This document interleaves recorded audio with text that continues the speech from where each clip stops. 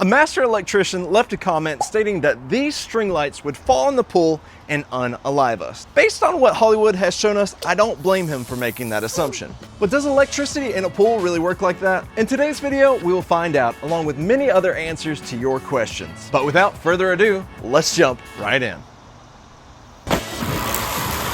My last pool build video went from being mostly hated on Reddit to generally admired here on YouTube, with over 500,000 views and lots of encouraging comments. But with that has come a lot of great questions and concerns. I will answer all your questions, plus stick around because thanks to viewers like you, big companies have reached out, and though I have turned down their sponsorship request, I have worked it out to give back to you, with not one, but 2 giveaways with some great gear valuing over $1,200. And congratulations to our last winner, your X-Tool laser rotary attachment is on its way.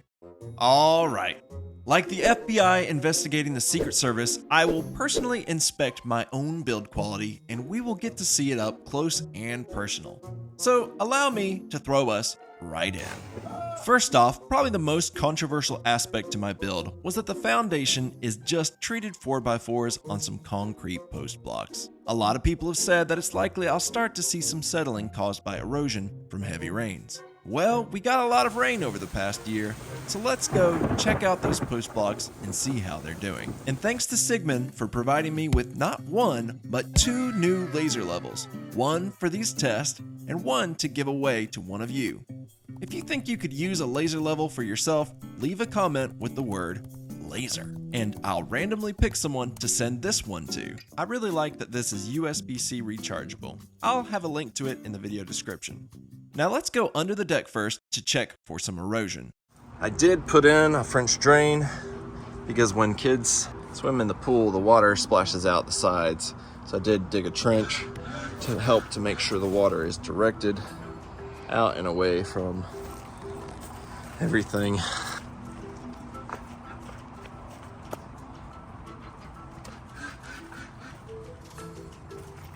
There's some erosion right here. A little bit happening here, but it hasn't dug underneath the block yet. Nothing feels loose. There's some more erosion right there. Looks like I need to add some dirt in here. There's some dogs. They love it under here, don't you? It's like the dog is doing some eroding over here. All these feet prints. This could be a problem here. I think this was my own doing. I dug a little bit too close to these here. This one's a little crooked. I think I may have accidentally hit that with the tractor. And these are so close to that now. I think that helps take a lot of the weight off of those. Lots of toys. One of the worst spots will be right over here where the dogs hang out, because they have come under here and dug this big hole right where this one post is. Bo, why'd you do it? Why did you dig next to my post? That's not natural erosion. That's doggy erosion. A big thanks to Sigmund for sending this out so we can check out how much settling we have had over the past year. I'm gonna pull out this laser level here. I'm just gonna use my camera tripod, but it does have a 1/4 inch plug there. And it self-levels itself to an extent as well, so you don't have to be super perfect. Okay, so we'll make this one our standard. You can see the laser level is right in line with this one here. Let's go over here and check it out. Seems like that one is a little bit lower. Woo! That one's a lot lower. Check this one out.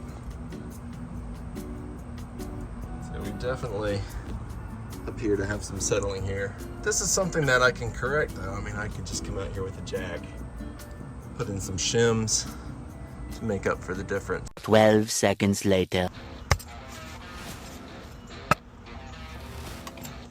lifting it up.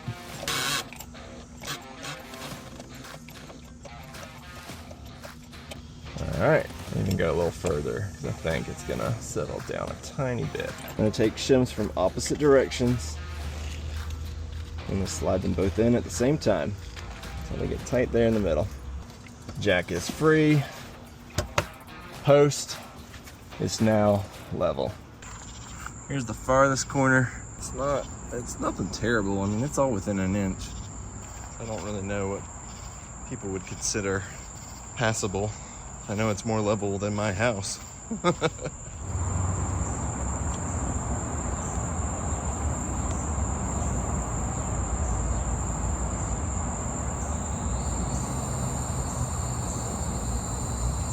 Now, as a first-time deck builder, I'm not afraid to call out where I think I was wrong. Originally, I spaced out my deck boards about a 1/4 inch using my speed square. I knew they would shrink some because when I installed these boards, they were very wet from the treatment that was still drying.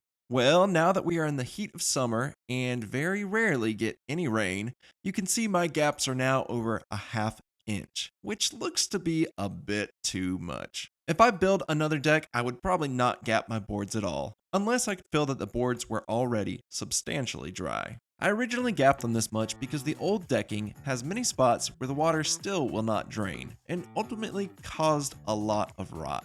I have been trying my best to not have to tear out and replace all of the old decking. I even bought the biggest outdoor rug I could find so I could cover up as much of the old decking as possible, cause it looks awful. I also got these folding acacia wood lounge chairs at a great price from Home Depot. One of them was delivered with some damage, but customer service was great. Oh, there's damage. Oh, there it is. I might be able to fix it then. Yeesh, got smashed. They even gave me a big discount for the trouble and had UPS pick it up from my front door. Next, let's jump into the comments and answer your questions. One corner of the pool is not angled like the others. Any reason for that? I am shocked someone caught this. Some of you have a keen eye for detail.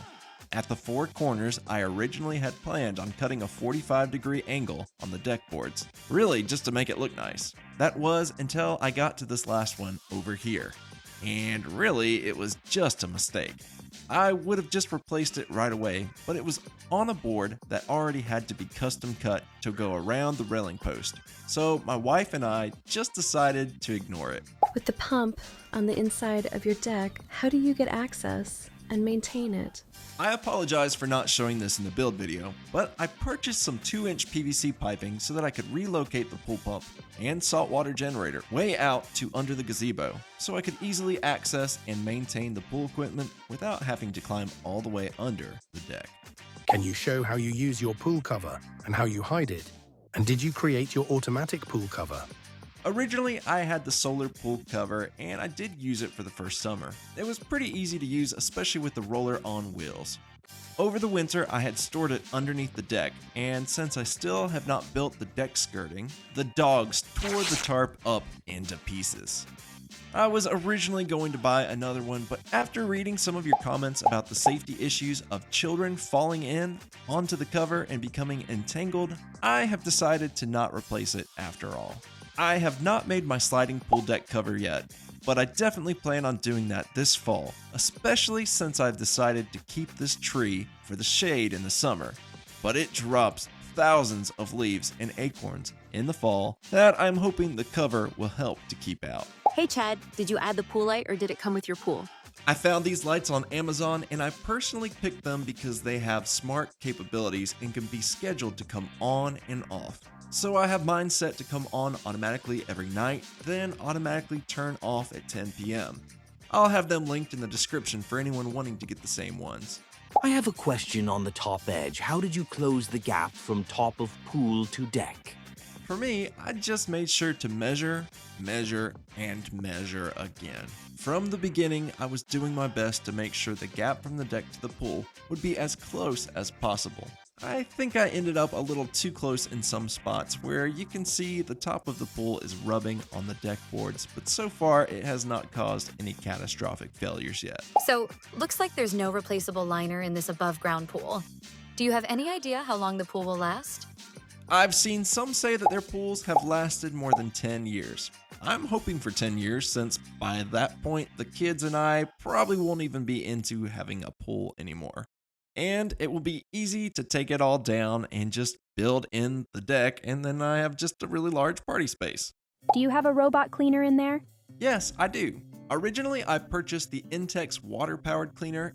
It has been great, and I love that it just runs as long as the pump is running and not needing to be backwashed. Though, thanks to the popularity of my last video, Aiper reached out to me and asked if they could pay me to do a sponsored video. I told them instead of them paying me, I wanted them to send me not one, but 2 of their units so that I could give one away to one of you. This is their Scuba S1 Pro. It has some incredible features and cleans extremely well. I personally like that it doesn't just clean the floors of the pool, but it can climb its way all the way up the walls using its front rollers and scrubbers to get it really nice and clean. It only takes me 2 hours to get a full charge on it, and it can clean continuously for about 80 minutes. Or you can set it to eco mode where you can leave it in the water, where it will clean every 48 hours for up to 2 weeks straight on a single charge. If you would like to be entered to win one for yourself, leave a comment with the word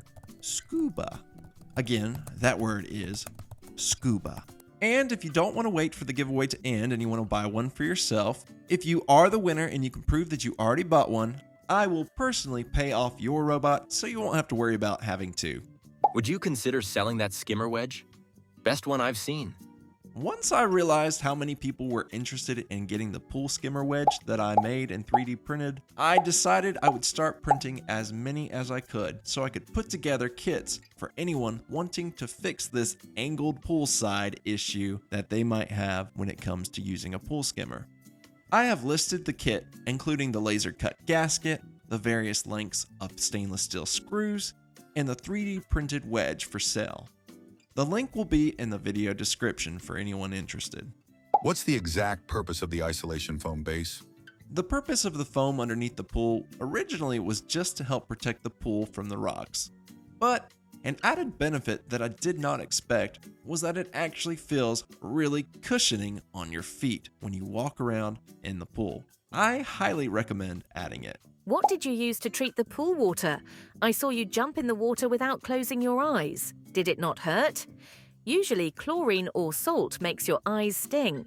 I am running the Intex saltwater chlorine generator. With this, you add about 7 40-pound bags of pool salt to your pool to get your salt level to around 3,200 parts per million. Then you set the generator to turn on for around 6 hours a day. It then uses electricity to create chlorine to help maintain and sanitize your water that way. You also must maintain other chemicals in your pool, but I won't get into all of that. I would highly recommend checking out the YouTube channel Swim University to learn more about pool maintenance. There is a lot of concern about me taking out the 2 post supports from the gazebo, and there have been many great suggestions on ways to support it. Though, here we are into its 2nd year and the gazebo is still showing no signs of falling on us. I can even hang off the end here with 200 pounds of weight and it still doesn't collapse. So, for the time being, I think I'm just gonna leave it. Are you in an area that doesn't get a regular winter? I have heard that these soft side pools aren't equipped to handle the winter as they can rip. Our soft pool has to be disassembled at the end of the season. I am in Middle Georgia and we don't really get much of a winter here, though it does drop below freezing many times. Instead of winterizing my pool to help protect it from a freeze, or going through the hassle of disassembling everything, I came up with the idea of getting a smart switch, integrating it with a weather app, and using that app to turn on the pool pump anytime the weather dropped below freezing. And anytime it came back above freezing, the pool pump would turn itself back off, thus keeping the water from freezing and preserving the equipment all throughout the winter. Lastly, a master electrician commented that the string lights will fall in and unalive us. Master electrician here. If electric touch water, you will lose your muscles. Now, originally I was skeptical of this, so I figured we should test it out and see what would really happen if they did fall in Or in the worst case, what if there were 2 unshielded live wires that fell into my saltwater pool? Here is what my tests have shown. And just for testing purposes here, I want to show we do have 122.5 volts coming out of this live wire here. Okay, we're gonna drop the deck lights into the pool. I'm even gonna stick this outlet right here, go back to connecting to the ground, and we will bring this into the water. Still reading the same, 0.7. Even bringing it right over to the light, not reading anything. I'm gonna stick my hand into the water. I'm even gonna grab the outlet. I haven't lost my muscles yet. I think I maybe felt a little jolt right there. No, I think that might just be my nerves. There we go. Oh, see, we were getting some. I think I got about 40 volts there. Okay, if I stick the lead right next to the outlet, it's giving me 60 volts. There we go. There's 120 volts right there if I do plug into it. So right at the source of the wire, it is 122 volts. But you can see how quickly it dissipates in the water. I can literally hold it right here and I'm not feeling anything. I'm going to show you. Woo! Okay. If you make direct contact with the outlet, you'll feel it. I just did. I don't know if I caught it on camera or not. I don't really want to do it again because it did hurt. I felt it in my muscles. I didn't lose my muscles, but I felt it. All right, I'm just gonna leave that floating there. As a final test, I'm gonna swim out there and pull it out. Hopefully I don't die. Okay, here I go. So let's imagine I am in the water. Woo, it's kind of cold today. Oh.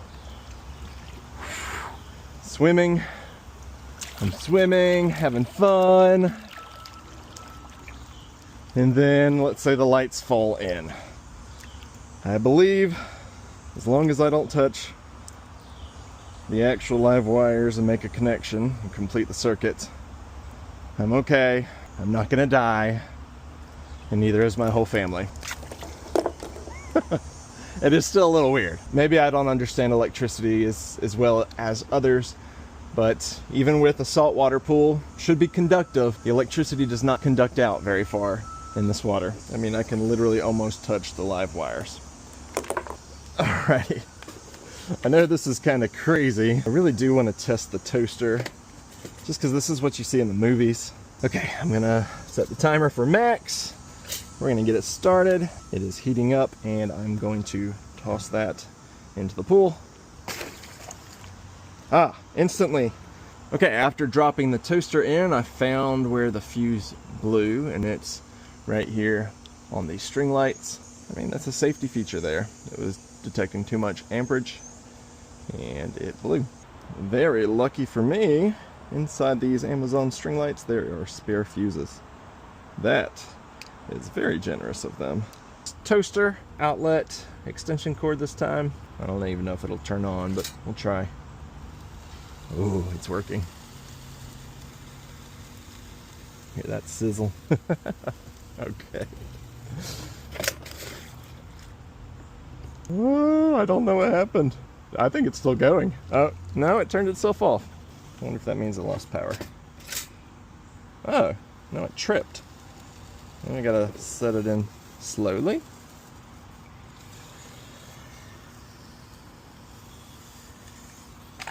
Oh, I think it has a built-in trip. It must be making toasters safer than they used to. Do not immerse in water. Household use only. Well, it's safer than we thought, huh?